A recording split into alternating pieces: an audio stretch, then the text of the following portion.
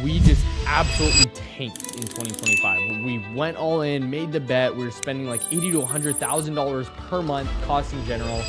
So what I want to do is share with you one of the biggest mistakes that I personally made in my business career. And if I were to go back and tell myself in 2023, 2024-ish, when I made this mistake, I wish I would have heard this advice. And so if we haven't met, my name is Johnny Nitafan, and I've done over 7 figures online from selling commoditized products like insurance, growing a team in an agency to $350,000 a month in that. And then also selling over 7 figures of info. So what I want to share with you in this video is just a breakdown and a lesson. You'd be able to take the lesson without the scar. They say hindsight is 20/20. And so what I want to share with you in this video is the advice that I wish I would have gotten back in 2023, 2024-ish, so about 2 to 3 years ago. Because if I wouldn't have made this mistake, I probably wouldn't be making a video like this, have had the last 2 to 3 years occur. And so the thing that I want to share, like kind of like a rundown of like, okay, what actually happened over the course of the last 2 to 3 years, and then what the lesson is, and essentially like how you can learn from it if you're just starting out or if you're kind of in the middle of this right now. So in 2023, I cracked Facebook marketing. I learned how to actually generate high quality leads at a decent and reasonable cost. And putting aside for a second the price of the lead, it was more so that it was allowing me to be very profitable within my insurance business and agency. And so I was actually selling final expense life insurance at that time. And I was just one call closing people. And a lot of it was getting a good volume of leads and having really dialed in sales process on the back end. So calling my leads within 5 minutes, making sure my automations were firing. And this is where AI was kind of starting. There was like some AI chatbots. I didn't use them, but a lot of it was just using the automations that I had to nurture people and get them back and get in touch with them in another medium as opposed to just calling them. And so I was really profitable. And so I actually had was it $15,000 in debt starting that. And then I made like $22,000 in commissions, was able to wipe all that off in 3 weeks. I literally mapped out a whole plan. How am I going to wipe this debt out? And I essentially was like, okay, if I do this weekly and was able to make payments towards debts and credit cards at that point, then I would be able to knock it off in like 3 months or so, which wasn't anything crazy. But what's cool is once I actually cracked this and figured out how to sell at a really high clip with these leads that I was generating and having full control end to end, what's nice is that I was able to clear that debt within 3 weeks. So I make that 20 grand. Then the next month I make like 20 to 25. And then the next month I ended up doing $42,000 in commissions and maybe spent like 6 grand. And I bought a camera at that time, so that was like $500 to $1,000 as well. So I netted like almost $35,000. And I was doing really well. And a lot, like the industry standard, it was hard to actually make $20,000 at that point. And so I was able to do that consistently. And then I was able to bring on team members as well and agents under me to work with me. And I was generating their leads and tried a bunch of different things. Long story short, as I continue to make YouTube content, not on this channel, but a different channel, my insurance specific channel, is I attracted an audience just kind of like teaching how to do this. And so I started a coaching offer, how to actually fire your lead vendor, fire your agency, and just focus, like actually mastering lead gen, right? And understanding everything that you need to know on the marketing side. But then also what I started to realize is that's what people wanted, but what they really needed was the sales. And so I started really teaching sales. And so we ramped up and we did like 50K in our first month of actually launching this specific offer. We scaled that and hit 300K months. And we did like $950,000 collected in 2024, which was amazing. But the problem was that we did not have recurring revenue. We didn't have consistent clients that would come in and stay for a long time. And so our LTV was like $4,600.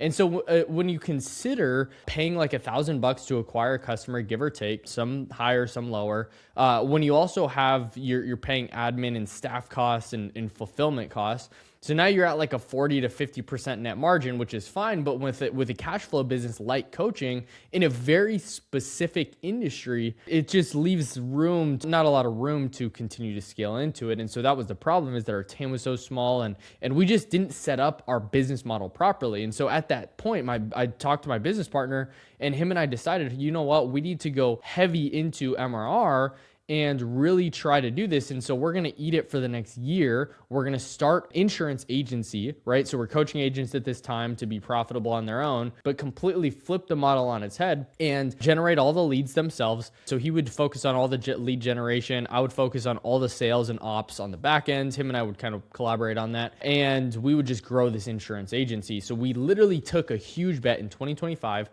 and decided that we're going to go all into this. And in this point, I was like, okay, this is a lot. We were bracing it. We got advice from our mentor at that point, and he was like, hey, just eat it for a year. If you break even, great. He lost 50 grand his first year, but then he's like, after that, you are going to have a recurring monthly machine. And in my mind, I was like, okay, cool. If we can make it through the first year, that's all we need to do. And then after that, we're good to go. So long story short, what ended up happening was we just absolutely tanked in 2025. We went all in, made the bet. We were spending like $80,000 to $100,000 per month in fixed costs, or not fixed costs, but like just costs in general. Not like barely breaking even, doing like 100K months, but losing money some months. And then we lost like 20 grand one month. Then we lost like 40 grand the next month.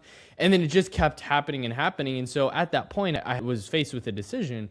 Do I double down on this bad decision, or do I just pull the plug? And so it was interesting because I was debating, do I take a $200,000 business loan, completely double down on this, or do I just kind of like pull the plug, cut my loss, and move on? And so I decided to do that in like August, September-ish. And so filming this right now, it's January. And so essentially what ended up happening is I kind of like started selling other products, was insanely profitable, but the problem was my old business was kind of taking that over.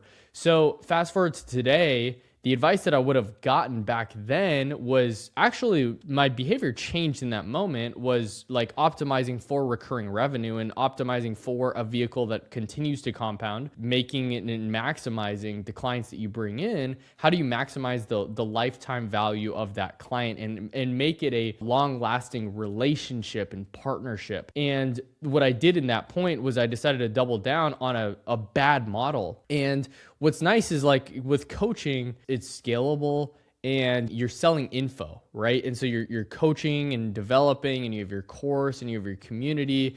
But there's not really like actual fulfillment, not a ton of fulfillment costs as opposed to like running a traditional like agency or so on and so forth. And so the advice that I wish I would have gotten back then was really optimizing for recurring revenue. I remember listening to a Matt Ryder YouTube video or podcast, and he was saying, this is when he was back at 7th level, and he was saying, hey, like 50 to 60%, or at least that's their target metric. They wanted it above 50%. From what I recall, I don't know, it could have been more, but I remember listening to that and him saying 50 to 60% of your revenue should come from current clients. And I looked at it, and every month, it was pretty much most of our revenue, I'd say 70 to 80% of our revenue was coming from clients, new clients that we're continuing to acquire. And so essentially like this hamster wheel of new clients, and trying to figure that out, as opposed to how do I bring a client in and retain it in the relationship? And so like long story short, I think the few things that I would have done differently and the advice that I would have heard is optimizing for maximizing the lifetime value of a client, but in the right way. And so what's nice is like now I'm just doing service delivery. Like I'm building a service-based business to where I am coming in to businesses, info offers, coaching offers, insurance agencies, whatever it is, right? And helping them sell high ticket and being like a fractional marketing partner within their business and like a growth arm to be able to help them scale. And a lot of the times it's like a new revenue channel, or it's optimizing the one that they currently have. So for example, like we work with a 7-figure agency owner in the insurance space. I'm not going to tell you exact specifics, but he's making 7 figures and probably done it for the past 5 or 6 years. And he's launched a coaching offer before, but he didn't do it like to the greatest scale that he could have. And so I'm like, hey, I've launched a coaching offer before, if you want to just add this 7-figure or 6-figure revenue stream and profit, then let's run something up. And he is a really nice back end model that makes it very well worth it to increase the lifetime value of his clients and not make the mistake I did. But that's essentially what I'm doing now is like helping add new revenue to these businesses and really coming in as a fractional marketing partner to help them grow new revenue. And so what you have to understand is with coaching, it's nice because if you may be right now in this point to where you have a specialized skill, you have specialized expertise, and you're like, hey, you know what? I want to launch a coaching offer. That's amazing. It's a really solid cash flow. But the problem is, and Hormozi just made a video on this, like it's kind of like the shape is like it's a straight up and then it like dies off. As opposed to a service-based business, if you just continue to maintain your clients, they have to continue to pay you if they continue to want the service. The problem is with info, after they pay you one time, they got the info. And yes, you can continue to give it more info if you're selling a specific thing. So for me, I was teaching life insurance agents how to sell over the phone and generate their own leads. Good. Yes, there's constant things, but at a certain point, they know 80% of the stuff, and it's not like new stuff and new information. And so it's the perceived likelihood, and it's perceived less value to them. And so now it's like, hey, I am giving them a marketing service. If they don't pay me the next month, they don't get that same marketing service that they were looking for. And a lot of times it's easier to just optimize who you're working with as opposed to just getting a whole new person, having to do a whole new onboarding process, having to build a whole new relationship with somebody else. And yes, can it happen? Of course.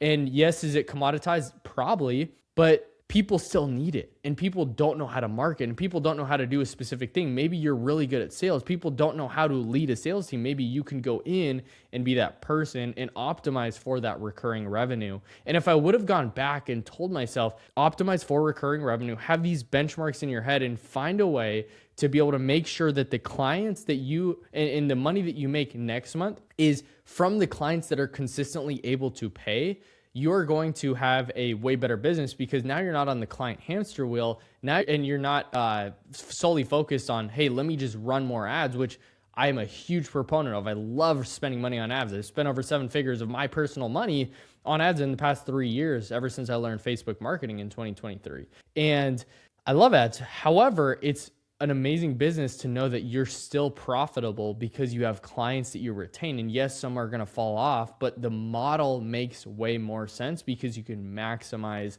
the lifetime value of it. And yeah, it's harder because you have to have really solid processes on the fulfillment side, and maybe your net margins aren't as great as what it could have been in coaching.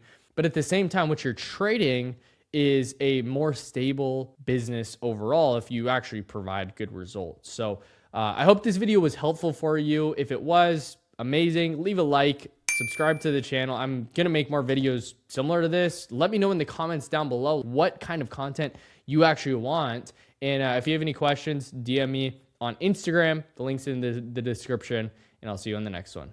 Peace.